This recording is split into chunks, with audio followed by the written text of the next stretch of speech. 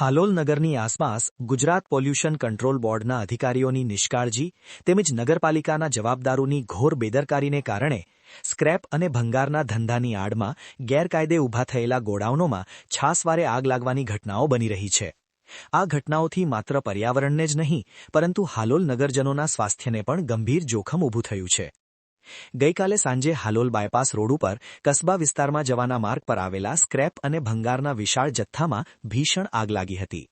આગ પર કાબૂ મેળવવા અનેક ફાયર ફાઇટરોને રાત્રિ સુધી સતત કામગીરી કરવી પડી હતી। આગમાં સળગેલો સ્ક્રેપ અત્યંત જ્વલંતશીલ અને કેમિકલયુક્ત હોવાનું તેના ઘનઘોર ધુમાડાના ગોટા પરથી સ્પષ્ટ થતું હતું। આ ગોડાઉનમાંથી ઉડેલો ધુમાડો આકાશમાં વ્યાપી જતા પર્યાવરણને ભારે નુકસાન થયું છે।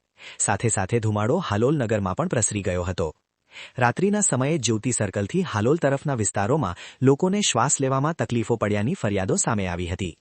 જ્યોતિ સર્કલથી પાવાગઢ તરફ અને હાલોલ તરફના માર્ગો પર વિઝિબિલિટી ઝીરો થઈ જતા વાહન ચાલકોને ભારે મુશ્કેલીઓનો સામનો કરવો પડ્યો હતો। દર વખતે આવી દુર્ઘટનાઓ બન્યા બાદ તંત્ર માત્ર આગ પર કાબૂ મેળવવાની કામગીરી પૂરતી સીમિત રહે છે। હકીકતમાં તો આવા ભંગાર અને સ્ક્રેપના ગોડાઉનો જે જમીન પર ઊભા છે તે સર્વે નંબર સરકારી છે કે ખાનગી? જો ખાનગી હોય તો હેતુફેર કરવામાં આવ્યો છે કે નહીં? નગરપાલિકા દ્વારા આકારણી કરવામાં આવી છે કે કેમ? અને જો આકારણી નથી તો વીજ કનેક્શન કેવી રીતે અપાયું? આવી અનેક ગંભીર બાબતો ઊંડાણપૂર્વક તપાસની માંગ કરે છે, છતાં વહીવટી તંત્ર આ દિશામાં તપાસ કરવાની કોઈ ખાસ દરકાર લેતું નથી। આ ઉપરાંત ગેરકાયદે રીતે હેઝર્ડ વેસ્ટનો નિકાલ થતો હોવાની ચર્ચાઓ છતાં પણ ગુજરાત પોલ્યુશન કંટ્રોલ બોર્ડ દ્વારા કોઈ નક્કર અને પારદર્શક તપાસ થતી નથી। સ્ક્રેપ અને ભંગારના ગોડાઉનની આડમાં હાલોલના ઔદ્યોગિક એકમોમાંથી નીકળતા જોખમી કચરાનો ગેરકાયદે નિકાલ થતો હોવાનો શંકાસ્પદ સંકેત મળતો હોવા છતાં જવાબદાર વિભાગો ચૂપચાપ રહે છે। ઉલ્લેખનીય છે કે ગત વર્ષે પણ આવા જ લગભગ 14 ભંગારના ગોડાઉનોમાં આગ લાગવાની ઘટનાઓ બની હતી।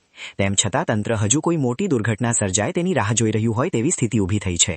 પર્યાવરણની ચિંતા માત્ર નીતિ અને ભાષણોમાં સીમિત રહી ગઈ હોય તેમ લાગી રહ્યું છે, જ્યારે મેદાન પર જવાબદાર અધિકારીઓ પર્યાવરણના નામે માત્ર મલાઈ ખાવાના ધંધામાં વ્યસ્ત હોવાની ચર્ચાઓ ઉઠી રહી છે।